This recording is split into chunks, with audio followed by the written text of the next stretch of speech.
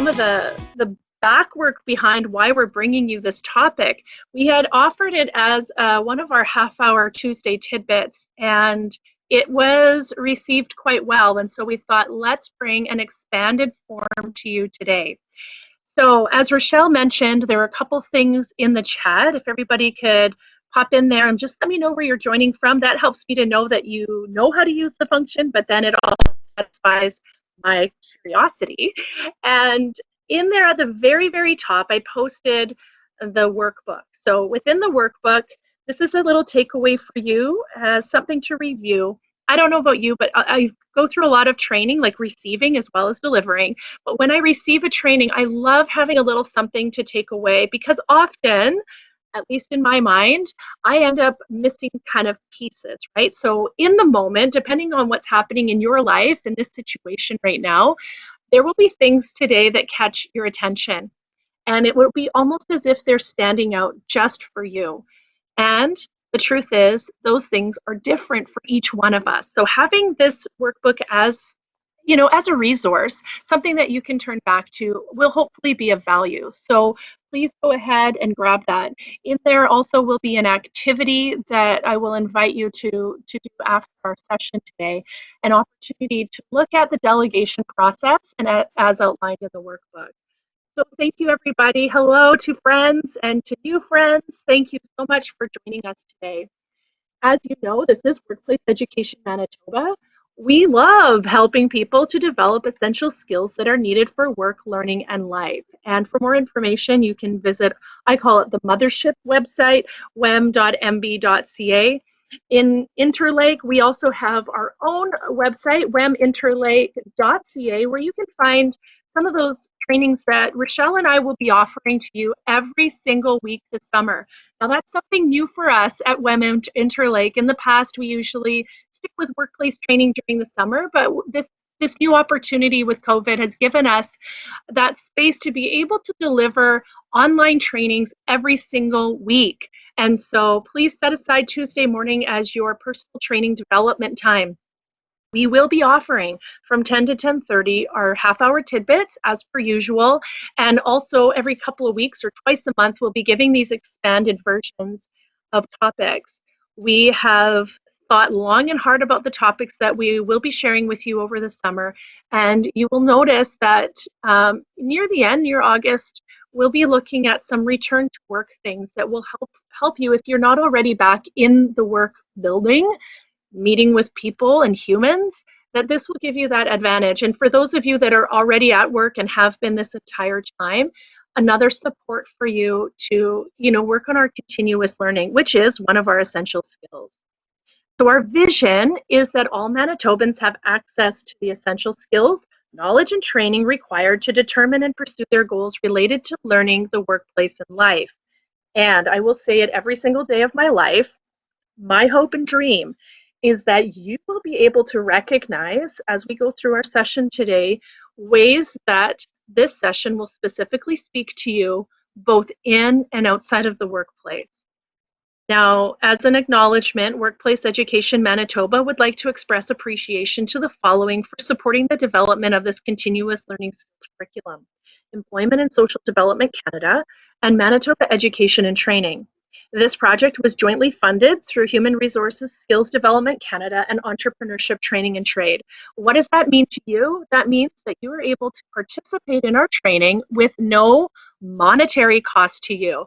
As it is funded, you are required to complete the form that Rochelle was talking about beforehand, where we, you know, gather information for statistical purposes and things like that. So if you do have any questions, please feel free to pop them into the question box at the top. And that is something that I'll have Rochelle, you know, go through. She does do that technical side for me. And so if you do have any questions about that, please feel free to ask. We encourage and invite that definitely. She's here for you, yay! And yeah, so just to be clear and so that everybody knows where we're at. And of course, the jot form beforehand is really helpful for us to be able to get a gauge as to where people are at, some of those things that we are able to provide you and help you to see what you're gaining from attending these sessions. So our transition to leadership, one of these things, we have an entire course called Transition to Leadership, which we'll be launching in the fall sometime. This information today is pulled from that on effective delegation. Yes, and thank you, Rochelle, for popping that in here, chatting in this area publicly, but if you want to send something private, please use the question box at the top of your screen.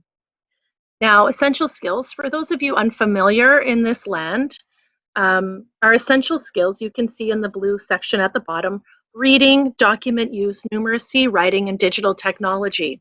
Those will get you in the door. Those will get you a job, right?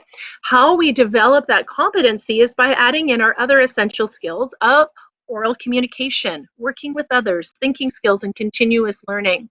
Today, our session, in my not so humble opinion, is hitting on so many of these essential skills, and I will point them out as we go through.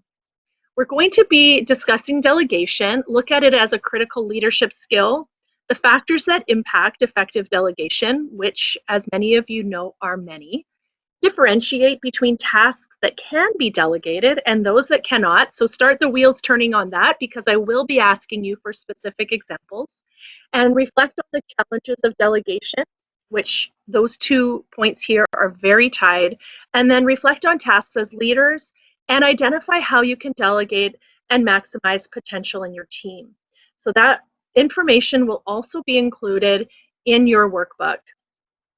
Question number 1, and this is your invitation to get your fingers moving on the keyboard into the chat area. Why is delegation an important skill for leaders to use? Why delegation? Why are you here?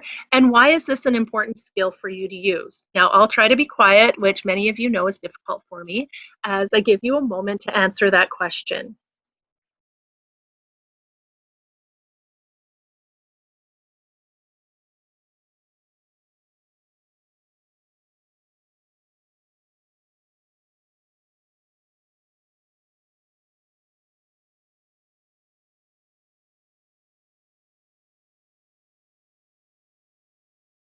One 100%. Takes pressure off of you and gives employees a chance to learn. Too often, in my opinion, in delegation can be seen as an opportunity to offload our work, period. Without that second point that you're making here is a chance for the employees to learn. Yeah, it's a way of us being able to coach our team members, to recognize what our people are doing well, their skills, and then to be able to build on those skills. Absolutely. If anybody else has anything to add to that, I'd totally invite you to pop that into the chat. Allows for collaboration and teamwork so that together we can accomplish more than we could ever do by ourselves. This sounds like the back of a really great book on delegation. I love this, what you've said here. Yeah, collaboration, teamwork, accomplishing more than we could ever do by ourselves. In some ways, delegation is an acknowledgement of a weakness perhaps that we have, or a way of letting go. Amazing. Thank you for both of those comments. So then the next question begs, why do leaders often find it difficult to delegate? A few things come to mind for me. I would love to hear what you guys think.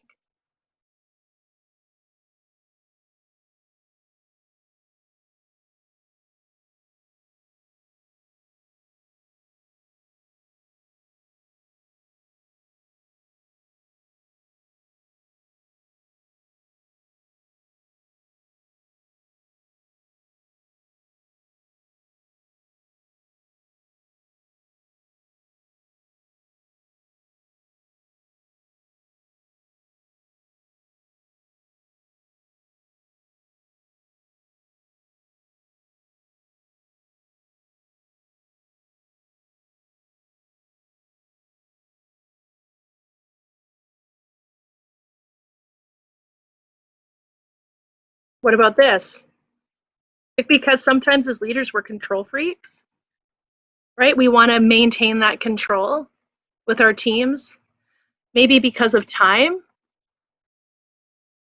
right? Maybe it takes too long. By show of thumbs up, anybody experienced either one of these?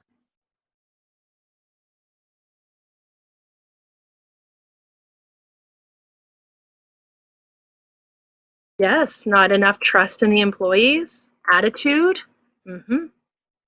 Yeah. I'm sure all of us have felt one or two of these at some point in our lives, right? If we don't have enough trust in our employees, maybe they don't trust us either. Okay, there could be that type of dynamic happening. Maybe we're just not sure it's going to get done right. You know, maybe it'll get done, but will it be done to our specifications, right? It can be really challenging. So then we ask, when is it a good time to delegate? We have kind of, you know, an insight into that earlier on with the idea of giving our employees a chance to learn.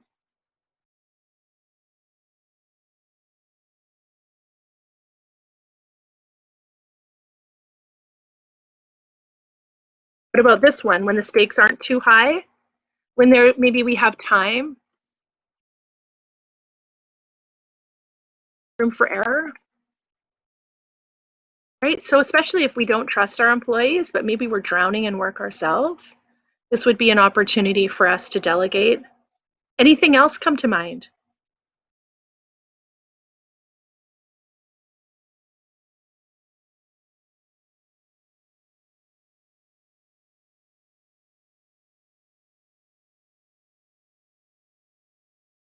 Okay, so we say then, what are the benefits of delegating tasks? We've talked a lot about how scary it can be, not having the trust, not sure if it's going to get done, poor attitudes, right? So what would be a benefit of delegating a task?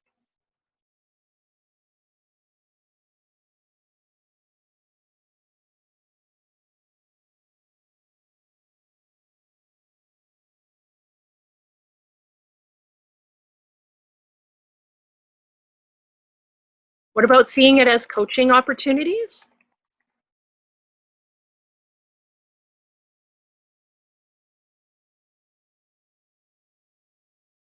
Relieving pressure on our tasks? Develop a good working relationship. Yeah, I think when we do that, we're showing what? Trust, right? It shows that we trust our people. I'm much quicker to go the distance for a leader I trust than for one that I don't. So when a delegation opportunity is presented, you better believe I'm going to go the distance and make sure that I do it to my very best ability as the employee, because I want to know that I am continuing to build trust. And one thing that I firmly believe in is that when we have trust, we have better communication. When we have better communication, we have less error. When we have less error, we have less conflict. Do you see how they're all rolling into one, starting with trust and communication? So we said that some of the challenges, and maybe we can even pull from some of the thoughts that you had, if we don't have enough trust in our employees, they might not do it right, might not get done on time. And this idea of error, have we built in room for error when it comes to delegation? So we can look at the benefits of delegation in a few different ways. One, to the manager or supervisor benefits, reduced stress, as long as we're delegating right and to the right person. Improved time management, and as you guys have pointed out, an increase of trust. Now, the employee benefits as well. So as leaders, we're benefiting. We also know that our employees will benefit. Professional knowledge and skill development, allowing them to expand their reach, expand their capabilities. Elevated self-esteem and confidence. How many of you, by show of thumbs up or show of thumbs down, have experienced this when you had a task that was delegated to you? Did it not build your self-esteem and self-confidence?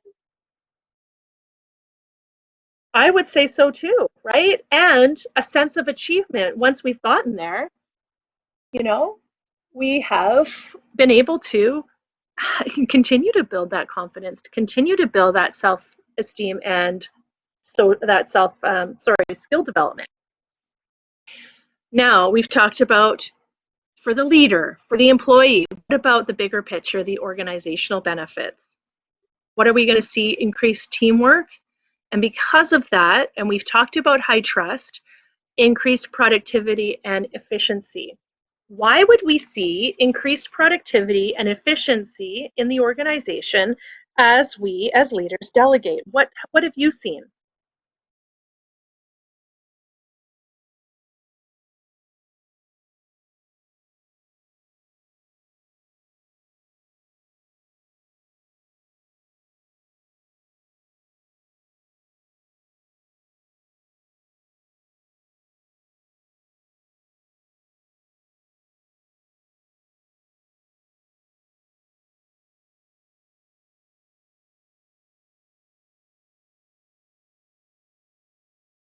Well, one thing I think of when I think of increased productivity and efficiency in a workplace, guess what? Spoiler alert, communication. What about high trust? Stephen M.R. Covey, so Stephen Covey's son, Stephen Covey, he wrote a book called The Speed of Trust. Many of you may have heard of it before, and maybe you haven't. But either way, in it, he talks about an increase of productivity, lower cost, higher efficiency when we have a high trust situation. So the reverse is true. If we have low trust, good luck delegating. Okay, and the reason why is that if we don't have trust with our teams, we don't have trust with the people we're delegating, what are we doing? Second guessing, second checking, doing double the work essentially because we don't trust them. So then what's the point of delegating? We might as well have just done it ourselves. Thanks, Michelle. I wondered if you had read that. Yeah, so amazing, right?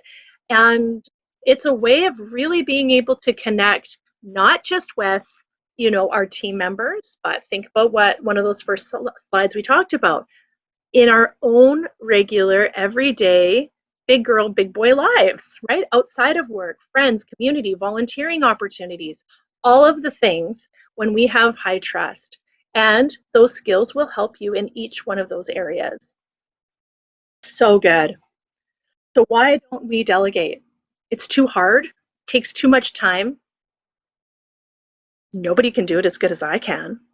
And we may think that nobody else has time either. We are all doing more with less every single day of our lives. At least that's what it can feel like. And so when I think about as a parent teaching my children to, some of those big ones that took a lot of time, patience and effort and blood, sweat and tears would be tying shoes or helping someone to ride a bike. And if you don't have a child, you may be able to remember back, as I can, learning to ride a bike, how difficult that was at times and how frustrating it was. And the same thing can be true when we think of developing skills for a new task at work. It takes time, it takes patience, it takes coaching, it takes feedback, it takes checking in. And so if we can put in that effort and that work at the front, think about how much better both the relationship and the tasks will be as we continue to develop our teams.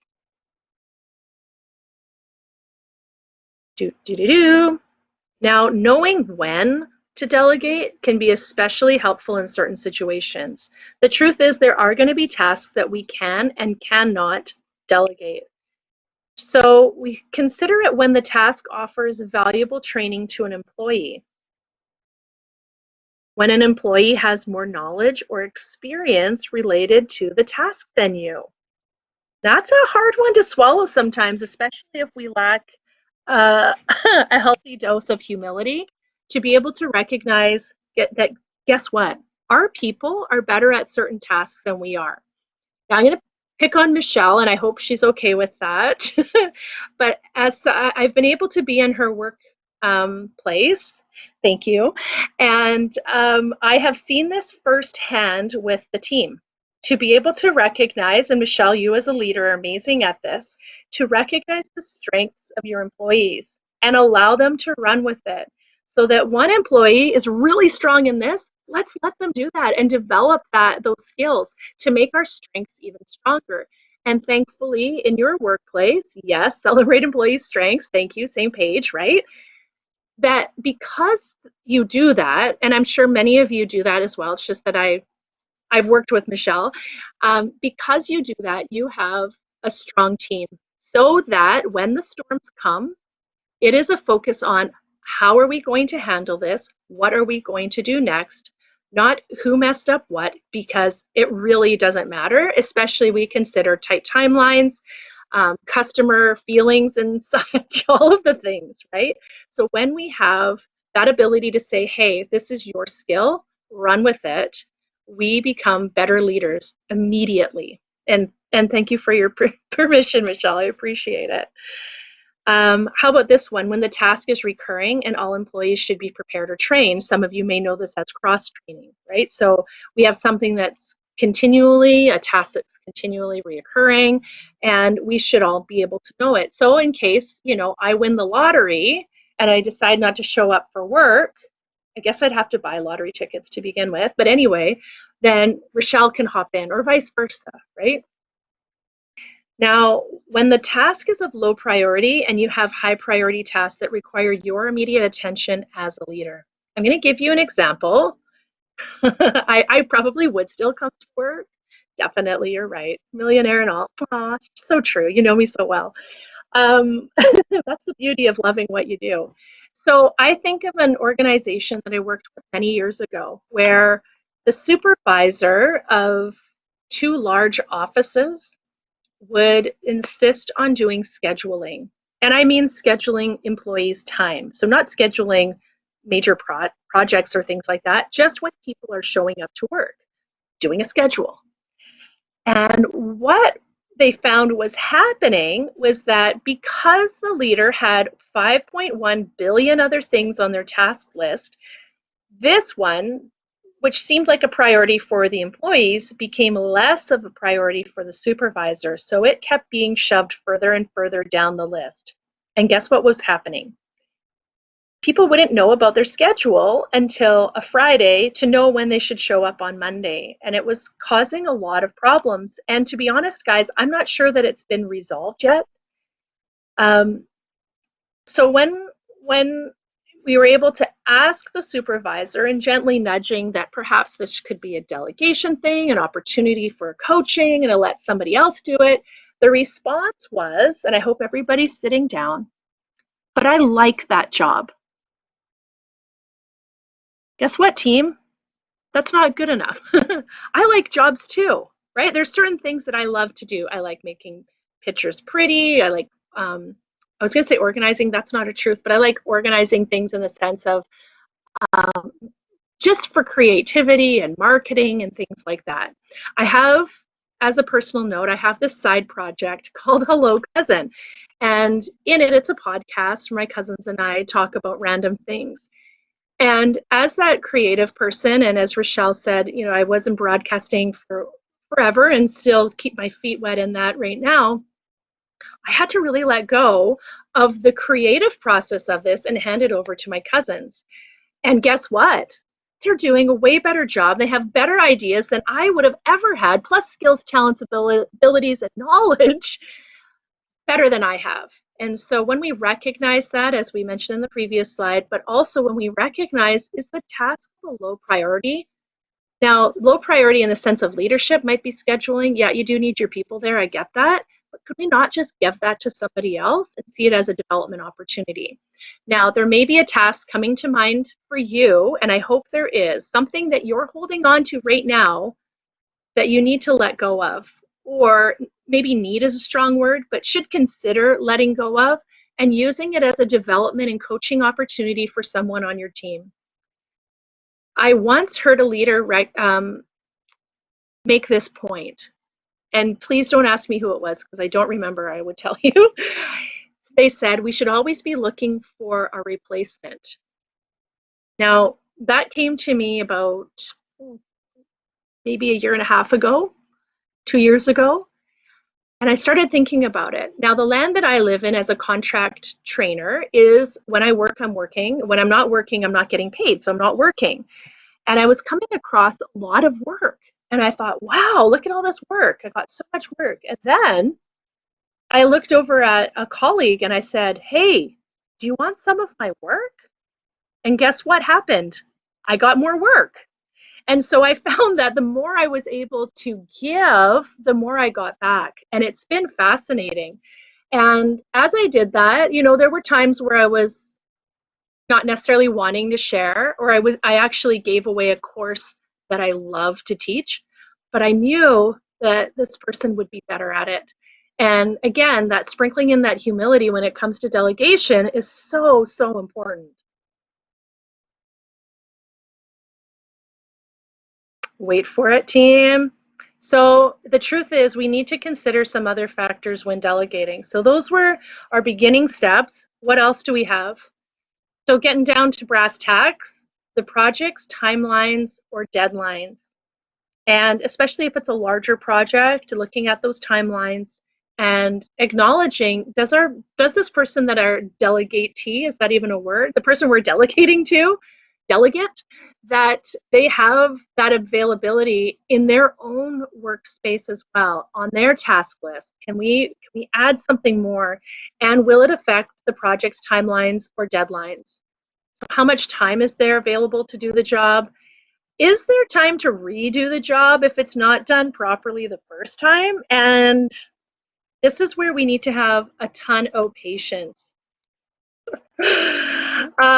Anybody come across this where you have delegated something, but it wasn't done right the first time? Thumbs up.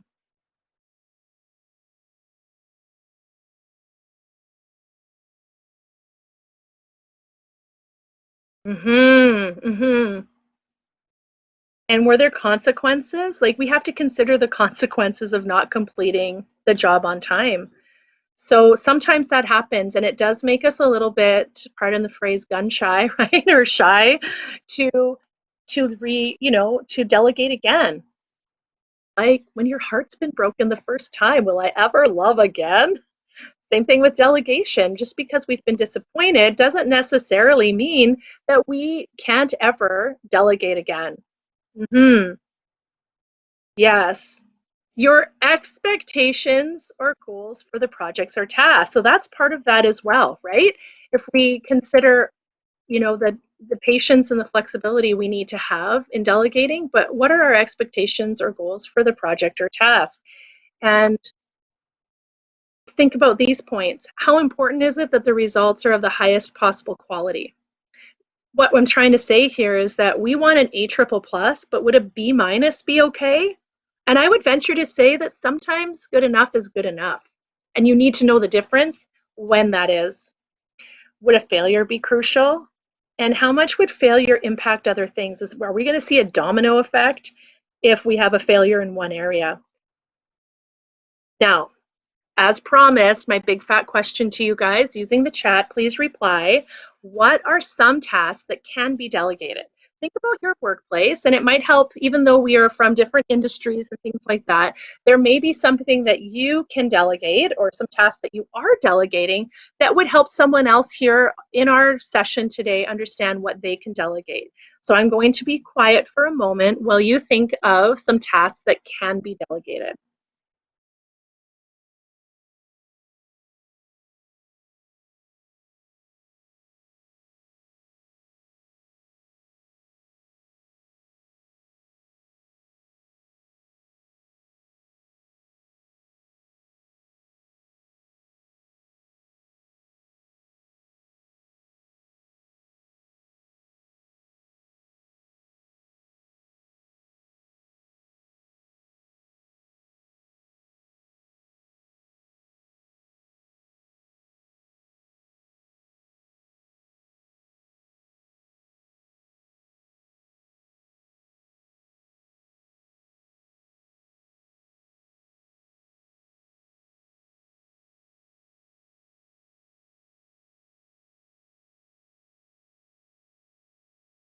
Research, yes. Form revisions, client follow-ups, setting up courses, 100%. Right? Some of those tasks that we enjoy, some of them we don't enjoy. But you take what both of you have said here, client follow-up, setting up courses. It seems like, as a manager, as a leader, those would be really important for us to do. When the truth is, maybe it wouldn't be as crucial, right? That I need to set up the courses. Maybe somebody else could do that, or even the research. I would say, and we'll get into this in just a moment. Yeah, do the research and come back to me with what you found. What are the best options? Definitely. So then, what are some things that cannot be delegated?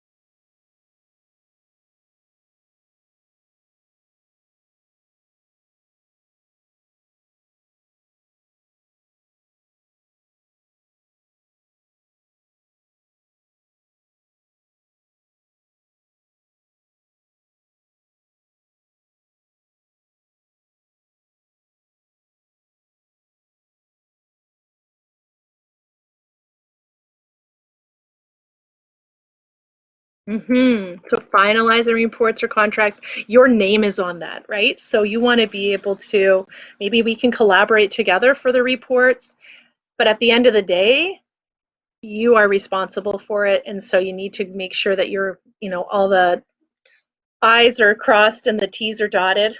I did that on purpose, by the way. The other one that comes to mind is ringing clearly are HR matters. So anything that is, hiring, firing, what's the other word I'm looking for, guys? Like feedback, coaching sessions, things like that, right? As leaders, those are things, that's why they pay us the big bucks. We're in there for those HR matters. So now that we know what, we've talked a lot about the what about the how? What about promotions? That's a great question. What do you think? Is that something that should be delegated? It may depend on the culture of your organization.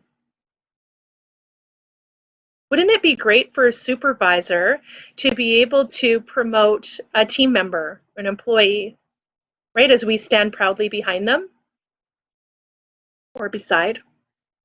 Yeah, that one would definitely depend on the culture of the organization, for sure. Thank you for that. It's a great one. Um, I'm a big believer in what and how. We need to know our what, but we definitely need to focus on the how. So let's take a peek, guys. We need to clearly articulate the desired outcome. How are people going to drive to the destination if they don't know where they're going or what the target is? And that means clearly identify any constraints and boundaries. What can happen if we don't do this? What have you guys seen or experienced yourselves?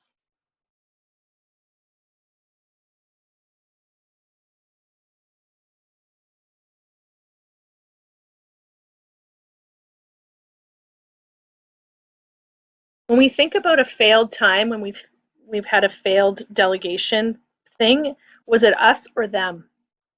Because I'd like to think that sometimes it might be us, right? Maybe we didn't pick the right person. Maybe we didn't clearly articulate the desired outcome.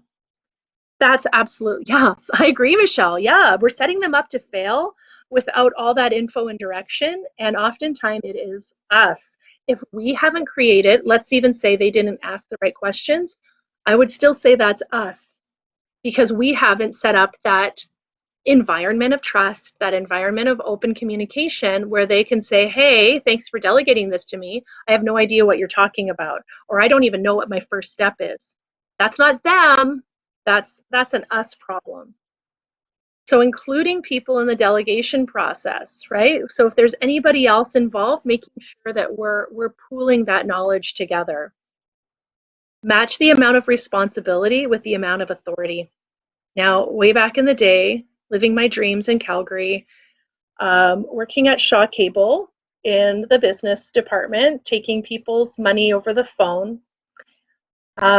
We were allowed, which I thought was really cool back then, and I'm sure it's even more now, a certain amount that we could discount people. And those of you that have used any type of call center or contact center will know this as well, where you go, oh, blah, blah, blah, blah, blah, my bill. And they're like, hey, well, we'll knock 50 bucks off the bill just to keep people happy, right? So that delegation and authority, so we don't have to go, I have to speak with my supervisor and get your customer even more annoyed, right? So think about things in your workplace. You may not work in a contact center, but are there things that you've delegated but still haven't really given that authority? So matching the responsibility with the amount of authority. As we mentioned earlier, providing adequate support and always being available to answer questions. Many of you know this as leaders are doing this, but it's a reminder that we need to be available to answer questions. Now, I could derail us for another 40 minutes on this point alone. I just wanted to add for today, some folks might not even know what questions to ask. If this is a new project or a new thing that we're delegating, they don't know what they don't know. And so there may be questions that they have that they don't even know are questions. And so I guess, being really aware of body language, of that glazed look or the overwhelm, and making sure that we are available to answer questions that they don't even know to ask. Okay, so I'll simmer down on that one. So true, thank you. Being able to focus on results. I think the main reason why we talk about focusing on results is because thinking about different dynamics in a home, let's take folding a towel. Someone might fold the towel a lot differently than I would, but guess what? The result is the towel is folded. So being able to look at the results, not necessarily the way they got there, but what are the results? Because we are all different and we're all going to do things differently. We say here avoid upward delegation, which is delegating to a boss or someone higher up than you. Build motivation and commitment. I believe that's happening as we delegate effectively and making sure and knowing, as we just said, that it's us, it's not them. So building that motivation and commitment. Many of you have heard me preach on motivation. It is an inside job. I cannot motivate someone. I can, however, create an environment where they have the opportunity to grow and develop self-motivation, which is one of those pillars of emotional intelligence, is being able to be self-motivated. Initiative comes to mind.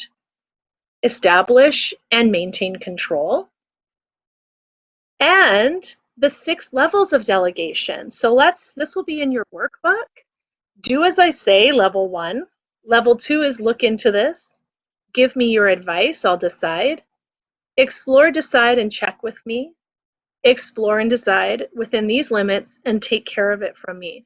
So there are many different levels of delegation. Not all of it is throwing a task at someone and walking away, right? Like, that's definitely not delegation. I think about this one, some of the ones that you guys have mentioned, like research, definitely. Where else are we? Okay, yeah, finalizing reports, form revisions, client follow-ups, and you can hopefully see how each one of those tasks could fit into these 6 levels of delegation. So do as I say. We're not asking for a ton of feedback, we just want them to do the job. Looking into this, that could even be part of research as well. And advice, I think of someone who is a good counselor, in the sense that I still hold the responsibility and the authority, but I'm looking to you for your advice, for your expertise. So this 6 levels of delegation will be an important tool to use when you go to delegate a task. Now, as we look through each of these, consider the tasks that are maybe popping to mind for you on what you could possibly delegate. So doing exactly as I say, here's the situation and what I have decided. So the control, you have total control. The impact on time, this provides absolute control, but also requires substantial time on your side. So if we think that this is going to leave us free with a ton of time to head to the beach or something, you're sorely mistaken, because you're still putting in a lot of that time on your end of the project. Look into this and inform me about various options, then I will decide. Again, you're still holding that control. You trust them to perform a thorough research, and then you use that information to make a decision. I've worked with a leader like this, and it's so great. I feel super empowered when she's done that. and delegated me to perform that thorough research, even put it into a form or a template that she uses, and she 100% trusts me, which can be scary, to go ahead and use that information that I've provided. It's, like I said, very empowering still, even though they're still deciding. The impact on time, we're spending less time as the delegate will help you with the task. However, since you're still making the decision, you're going to need to go over the details and spend some time with the task. What about this one? Give me your advice, I'll decide. So consider this problem and give me your recommendation. I will then decide and share my decision with you.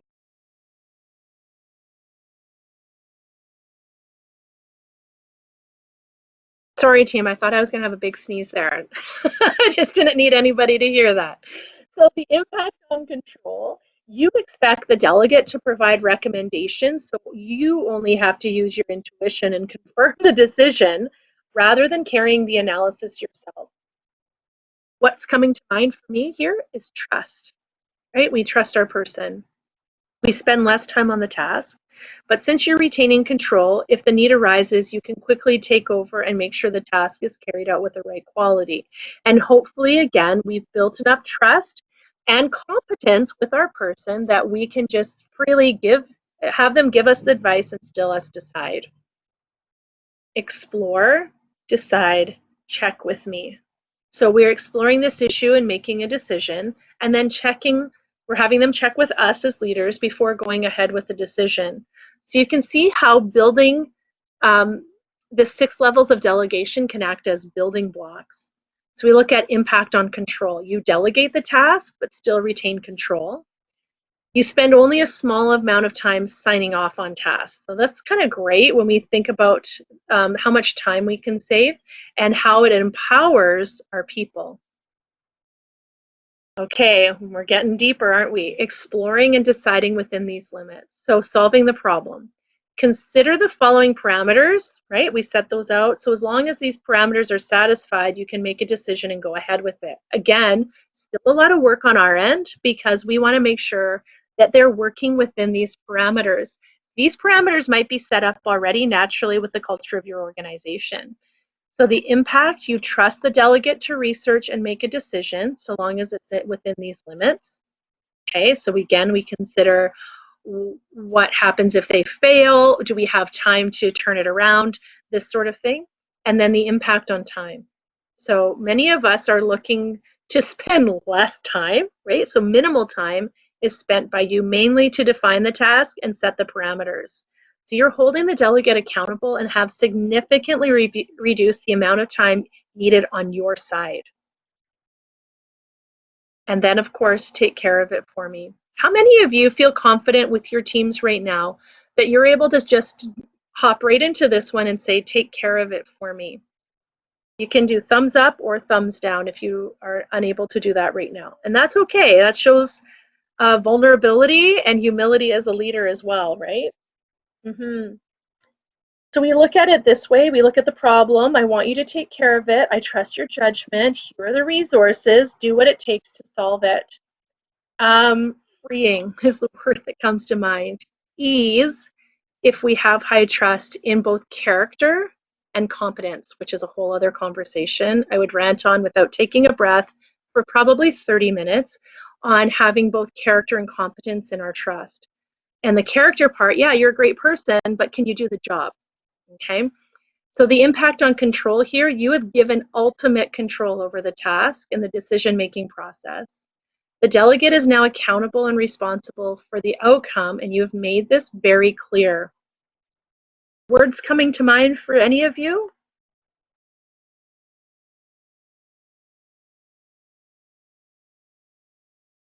Any of these sound familiar? Trust, scary, and exciting? Right? This is a high-level delegation, is usually carried out on strategic decision-making when delegating to people who have a high level of autonomy and control over their roles. These are what I would call, in quotes, our go-to people. 1,000,000% communication. This is so key here. If we as leaders have failed in any part of this communication process, we have to accept that as a fail on this project, right? So it's, again, I agree, communication, it's not them, it's us. And communication is a two-way street, yes. They need to be able to ask questions, but is there a chance, again, as I said earlier, that they don't even know what questions to ask? So look for the spaces in those communications that you have with them. What aren't they asking about? And then doing some digging, and us as leaders asking the right questions so that we can help fill in those blanks. Now, feel free to share this in the chat or to keep this private. What is one task you will delegate? So anybody, did anything come to mind for you as we've been chatting today?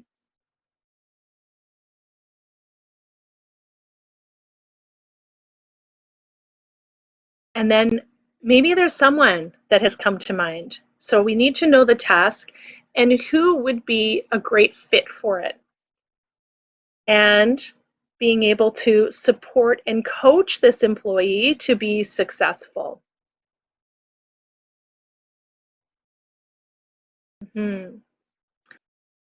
This is your take-home assignment. Choose a task from your list, okay, and identify the person as well as the task that you're going to assign. Now, I would like to pause here and invite Rochelle back for just a moment. Our time is flying by, isn't it? It is. Thank you, Carrie. Carrie's not quite done yet, so no one disappear on us. But you'll notice in the chat area, I've just posted another JOT form. So the one you did before was a pre-course assessment. This one is a post-course. And it's formatted even a little easier than the other one. So if you could please click on that link, and you'll notice it'll open in a tab at the top of your screen. Click on that tab. And if you can go through and just complete this little assessment right now, it keeps Carrie being one of our instructors, and we don't want to lose her. So, right, Carrie? No, it just helps with our processes on this end, and it helps us really develop and create the curriculum. So we're going to give you a quiet few moments just to do that. There's only 5 questions. It should take about 30 seconds. Thanks, everyone.